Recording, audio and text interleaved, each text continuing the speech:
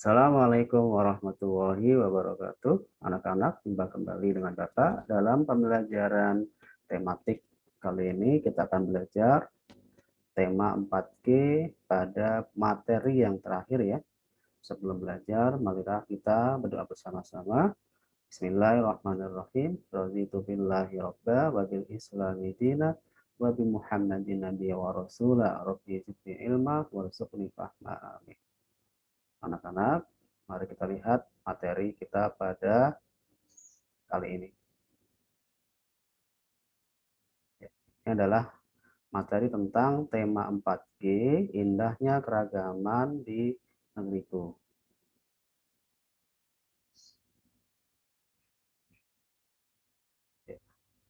Jadi, pembelajaran yang lalu kita sudah membahas tentang kegiatan ekonomi di bidang pertambangan, di bidang pertanian, dan sebagainya. Sekarang kita akan lanjutkan untuk pembelajaran kali ini khusus mengenai kegiatan ekonomi di bidang perindustrian, perdagangan, dan jasa.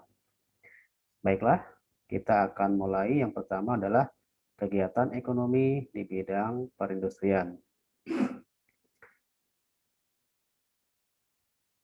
Industri merupakan kegiatan mengolah bahan mentah menjadi bahan jadi. Bahan mentah diperoleh dari sumber daya alam. Usaha industri dapat dilakukan oleh kelompok atau perusahaan. Misalnya, industri rumah tangga dan industri besar. Industri rumah tangga hanya dilakukan oleh sedikit orang.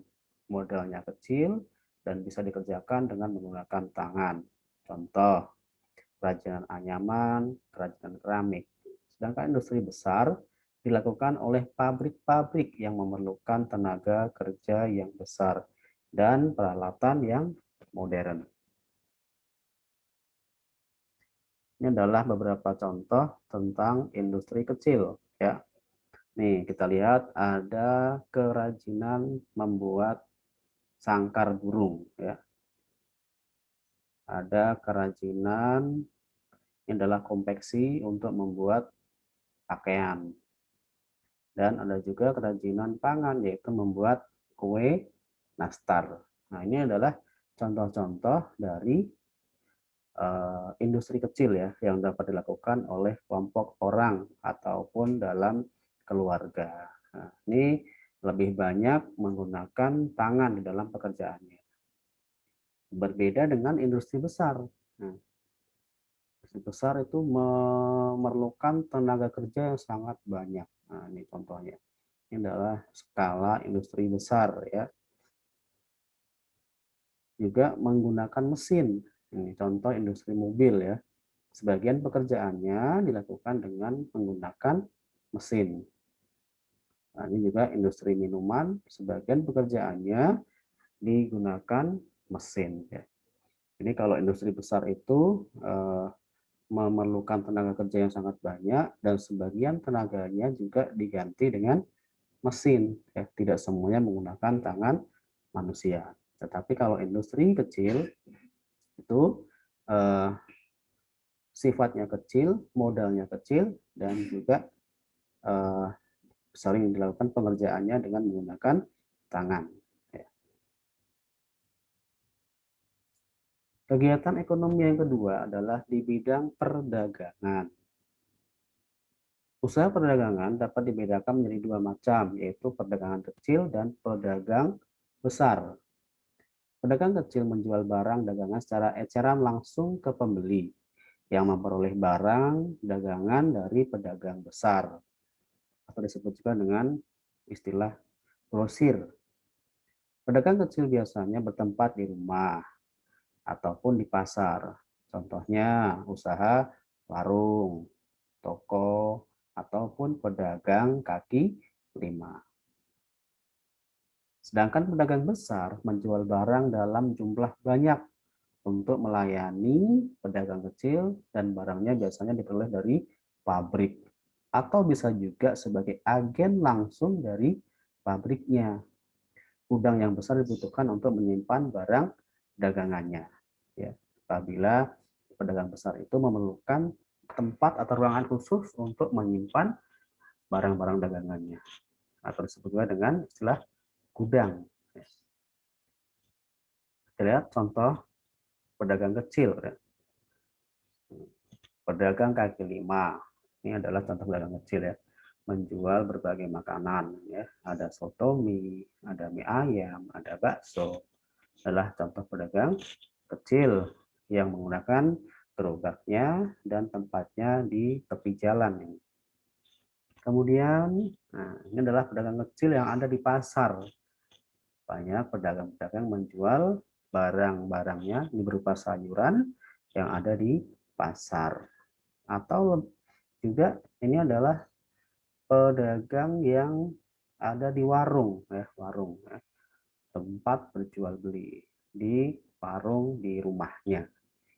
Jadi pedagang kecil itu bisa juga bertempat di rumahnya dalam bentuk warung ini ya, warung atau di pasar atau bahkan di tepi jalan. Ya. Nah, sekarang kita lihat pedagang besar. Pedagang besar, contoh pedagang besar ya, dengan skala yang sangat besar. Dan mereka biasanya mempunyai tempat-tempat untuk menampung barang dagangan atau berupa gudang. Ya. Ini adalah contoh pedagang besar ya, yang menyimpan barang dagangannya dengan skala yang sangat besar. Ada pedagang minuman, ada pedagang beras, ya, dan kebutuhan yang lain yang biasanya mereka juga melayani pedagang-pedagang kecil untuk mendapatkan barang dagangannya. Oke, yang ketiga adalah kegiatan ekonomi di bidang jasa. Nah, usaha di bidang jasa umumnya memberikan sesuatu yang diperlukan oleh orang lain. Contohnya, guru memberikan jasa mengajar ya, kepada peserta didiknya. Dokter melayani pasien, sopir melayani penumpang, atau juga kegiatan ekonomi dan jasa itu dalam bentuk rental atau sewa jasa seperti rental mobil, ya, rental motor, atau rental-rental yang lainnya. Nah, ini adalah contoh di bidang jasa, seorang guru sedang mengajarkan mata pelajaran kepada anak-anak didiknya. Atau juga yang kedua, ini seorang dokter sedang melayani pasiennya. Ya. Atau di sini seorang supir angkot sedang mencari penumpang dan mereka akan melayani penumpang itu sampai ke tujuan akhir penumpang. Kita bahas berikutnya adalah tentang toleransi. Yang pertama adalah toleransi dalam kehidupan beragama. Negara menjamin warga negaranya untuk menganut dan mengamalkan ajaran agamanya masing-masing. Agama tidak mengajarkan pemaksaan ajaran yang kita yakini kepada orang lain. Maka toleransi dalam kehidupan beragama diantaranya adalah sebagai berikut. Pertama adalah melaksanakan agama dan ajarannya yang dianut dengan baik dan benar. Kedua, menghormati agama yang diyakini orang lain. Tiga, tidak memaksakan keyakinan agama kepada orang lain. Dan berikutnya adalah toleransi terhadap pelaksanaan ibadah agama lain. Kita tahu bahwa pelaksanaan ibadah itu setiap agama adalah berbeda-beda. Baik itu Islam, Katolik, Kristen, Hindu, Buddha, Konghucu, itu mempunyai tempat ibadah yang berbeda, juga mempunyai cara-cara beribadah yang berbeda. Kita harus menghormati semuanya itu.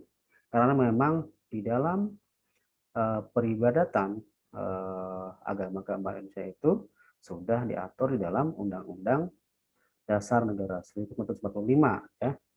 Adalah sebagai dasar hukum yang kuat di dalam menjalankan ibadah, di dalam menjalankan agamanya sesuai dengan kepercayaan masing-masing. Yang kedua adalah toleransi dalam keberagaman suku dan ras di Indonesia. Perbedaan suku dan ras antara manusia satu dengan lainnya hendaknya tidak menjadi kendala dalam membangun persatuan dan kesatuan bangsa Indonesia maupun dalam pergaulan dunia. Kita harus menghormati harkat dan martabat manusia yang lain dan menjunjung tinggi nilai-nilai kemanusiaan. Ini adalah contoh keberagaman di dalam pakaian adat ya, yang ada di Indonesia. Beberapa pakaian adat di Indonesia. Atau juga di sini adalah berbagai macam contoh suku-suku di Indonesia. Ya, ini adalah sebagian kecil contoh-contoh suku yang ada di Indonesia ya. Ada suku Gayo, suku Baduy, ya. Ada suku Batak, suku Minang, suku Jawa, suku Asmat, ya, suku Bugis. Nah, adalah sebagian kecil dari contoh-contoh suku-suku di Indonesia. Ya. Dari perbedaan ini hendaknya menjadi keragaman yang dapat mempersatukan ya, Indonesia. Dari keberagaman itu merupakan suatu kekayaan yang ada di Indonesia yang harus kita lestarikan. Berikutnya adalah toleransi terhadap keberagaman sosial budaya. Perilaku semangat kebangsaan dalam mempertahankan keberagaman budaya bangsa dapat dilaksanakan dengan cara sebagai berikut. Yang pertama adalah mengetahui keanekaragaman yang dimiliki bangsa Indonesia. Jangan sampai kita sebagai rakyat Indonesia tidak mengetahui keberagaman budaya daerah yang ada di Indonesia. Berikutnya adalah mempelajari dan menguasai salah satu seni budaya sesuai minat dan kesenangannya. Ya, jadi kalau kita minat terhadap salah satu kebudayaan yang ada di Indonesia, dipelajari dengan sungguh-sungguh. Ya. Berikutnya adalah merasa bangga terhadap budaya bangsa sendiri. Ya. Dan menyaring budaya asing yang masuk ke Indonesia ya, karena budaya asing itu yang masuk ke Indonesia bisa bersifat positif atau juga bisa bersifat negatif. Nah, maka budaya-budaya asing yang bersifat negatif kalau bisa jangan kita tiru, dan budaya-budaya asing yang masuk ke Indonesia yang bersifat positif itu sebaiknya kita bisa mengambil manfaatnya dan bisa mengembangkan ya kebudayaan kita.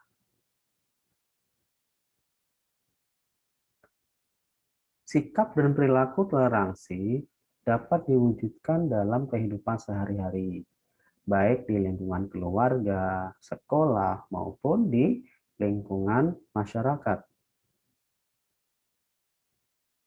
Sikap toleransi di lingkungan keluarga. Contohnya adalah mematuhi nasihat orang tua ya, karena keluarga itu kan terdiri dari orang tua dan anak atau mungkin juga ditambah kakek dan nenek ya. Jadi yang pertama adalah untuk menunjukkan sikap toleransi di lingkungan keluarga adalah mematuhi nasihat orang tua kita. Ya, selain mematuhi nasihat juga menghormati orang tua. Berikutnya adalah menghargai perbedaan pendapat dalam keluarga. Ya.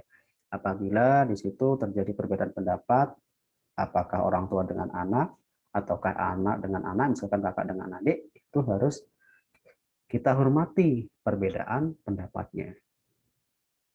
Membantu adik saat kesulitan belajar. Ini kalau kalian punya adik ya, dalam belajar mengalami kesulitan, dibantu ya, jangan ditertawakan. Tidak mengganggu anggota keluarga yang sedang beristirahat. Nah, misalnya saja kakak atau adik kalian baru pulang dari belajar, kemudian sampai rumah ingin istirahat. Biarkan istirahat, jangan sampai kalian ganggu, ya, kasihan nanti. Nah, Berikutnya adalah sikap toleransi di lingkungan sekolah. Apa saja ya? Yang pasti di sekolah kan ada yang namanya tata tertib. Maka kita wajib mematuhi tata tertib sekolah. Dua, menghargai perbedaan pendapat dengan teman-teman kita. Tiga, berteman dengan siapa saja tanpa membedakan agamanya, suku, ataupun ras. Empat, berkata sopan dan tidak menyinggung perasaan teman. Jaga mulut kita dari perkataan-perkataan yang kotor atau menyinggung perasaan teman kita sendiri. 5. Menjaga ketenangan saat proses belajar di dalam kelas. Nah, yang perlu kalian ketahui, kita perhatikan bersama ya, bahwa sering sekali kita menemukan pembelajaran di kelas itu eh, berisik ya, antara teman satu dengan lain mungkin ngobrol, tidak memperhatikan guru. Nah, ini jangan sampai terjadi. Untuk apa? Untuk menciptakan toleransi di lingkungan kelas. Ya. Nah, kalau nanti di lingkungan kelas itu tertib, maka akan tercipta juga nanti sikap toleransi di lingkungan sekolah kita. Berikutnya adalah tidak mengganggu teman yang sedang belajar.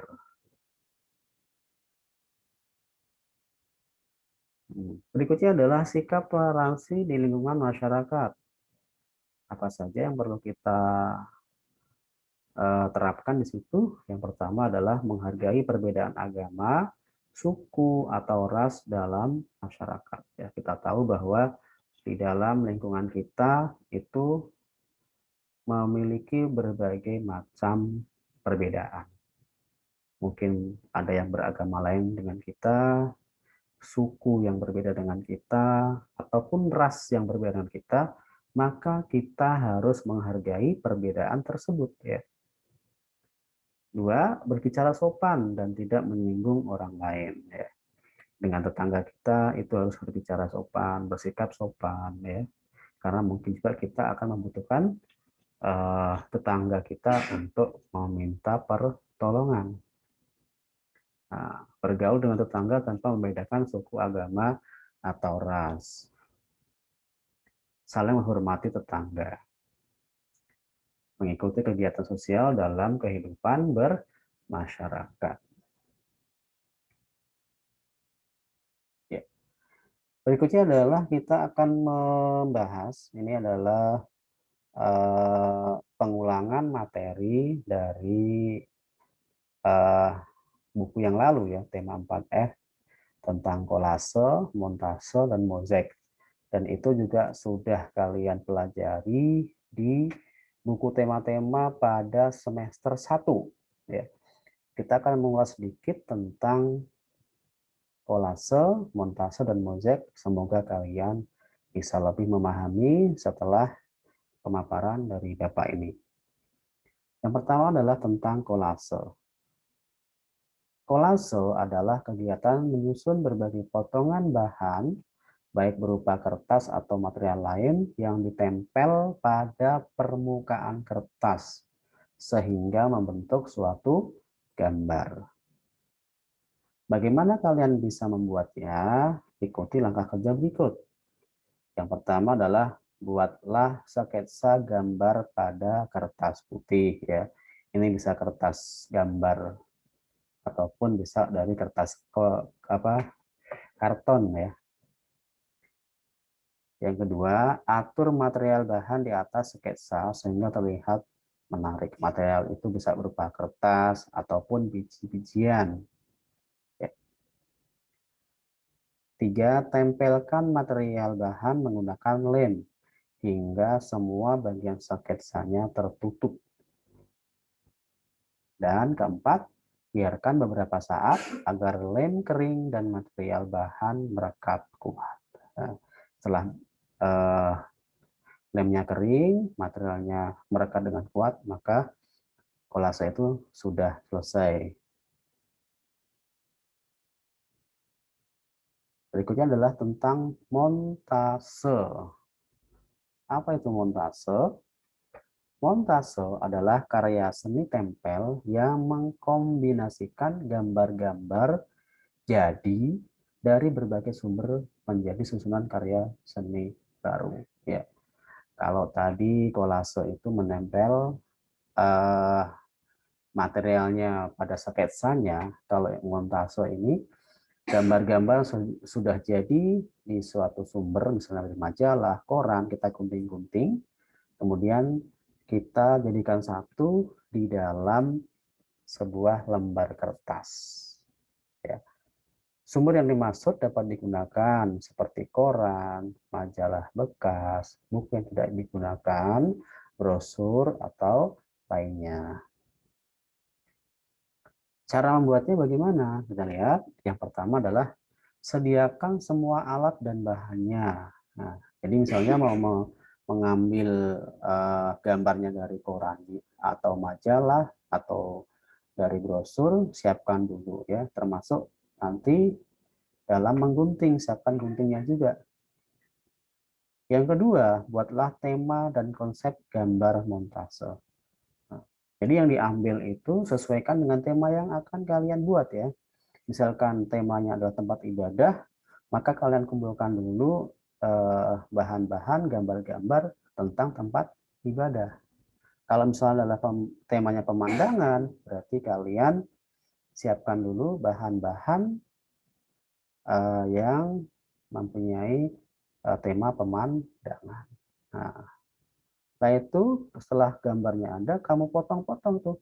Potonglah gambar-gambar dari sumber referensi yang sudah ada. Ya. Setelah potong, tempelkan gambar-gambar tersebut ya dalam satu uh, tempat atau satu lembar kertas. Setelah kamu tempelkan dengan lem, boleh ditambahkan warna atau arsiran pada kertas tersebut. Berikutnya adalah mozaik. Apa itu mozaik? Mozaik adalah seni menciptakan gambar dengan menyusun kepingan-kepingan kecil berwarna dari kaca, batu, atau bahan lain yang bisa digunakan untuk menjadi mozaik. Bagaimana cara membuatnya? Pertama adalah buat sketsa pada kertas gambar dengan pensil. Ya. Berikutnya, potong-potong kertas warna sesuai warna yang diinginkan. Nah, ini kalau bahannya adalah kertas. Ya. Jadi kalau kertas, kertasnya adalah kertas yang berwarna. 3. Tempel satu persatu kertas yang sudah dipotong dengan rapi pada gambar. Dengan apa? Caranya ditempel dengan menggunakan lem. Kemudian setelah semua sketsa tertutup dengan kertas warna, biarkan dan angin-anginkan agar lemnya kering dan kertasnya pun merekat dengan kuat. Ya. Jadi kalau di mozaik itu warna-warna yang dihasilkan adalah dari warna material yang ditempelkan.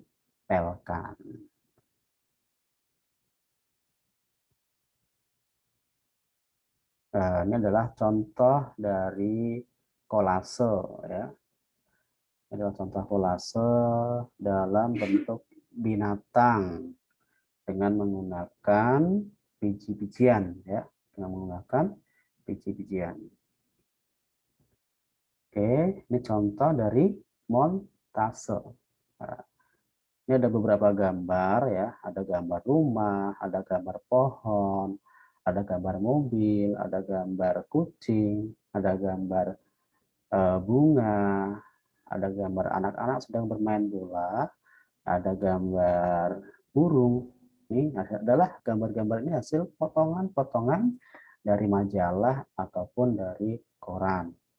Kemudian disatukan di satu lembar kertas ini ya. Setelah semua selesai disusun sesuai dengan temanya. Nah, ini kamu boleh ditambahin nih warna-warnanya ini ya. Jadilah montase. Kemudian contoh mozaik. Nah, ini adalah contoh mozaik ya dari material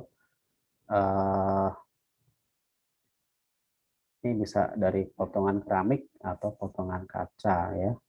Warna-warna ini diperoleh dari materialnya ya, bukan dari penambahan warna, tapi langsung dari materialnya tersusun sampai penuh begini ya. Anak-anak, ini adalah contoh dari kolase, montase, dan mozaik ya. Ini semoga kalian bisa lebih kreatif lagi ya di dalam menyusun kolase, montase, ataupun mozaik ya. Nanti di rumah bisa lebih kreatif lagi. Untuk kolase, montase kalian sudah pernah membuatnya ya. Mozaik itu hampir sama dengan kolase cara membuatnya. Oke anak-anak, sampai di sini dulu pembelajaran kita hari ini ya. Semoga kalian lebih mengenal lagi apa itu kegiatan ekonomi ya, bisa memperdalam lagi apa itu kegiatan ekonomi, kemudian kalian bisa mengembangkan sikap-sikap toleransi baik di lingkungan keluarga, baik di lingkungan sekolah ataupun di lingkungan masyarakat. Dan kalian juga bisa lebih terampil lagi di dalam membuat kolase, membuat montase, ataupun membuat mozaik ya. Dan aku ucapkan terima kasih atas perhatian kalian dalam menyimak pembelajaran ini. Oke, anak-anak, sampai di sini dulu perjumpaan kita. Semoga membawa manfaat pembelajaran kita kali ini. Dan jangan lupa ya, di dalam kehidupan sehari-hari kita, karena ini masih masa pandemi ya, masih banyak sekali virus-virus COVID-19 yang kita tidak bisa melihatnya, maka kita cegah penyebarannya dengan cara apa? Terapkan 3M, yaitu memakai masker, mencuci tangan dengan sabun pada air yang mengalir, dan menjaga jarak serta menghindari kerumunan. Ini adalah salah satu cara kita di dalam mencegah penyebaran COVID-19.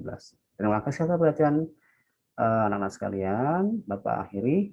Assalamualaikum warahmatullahi wabarakatuh.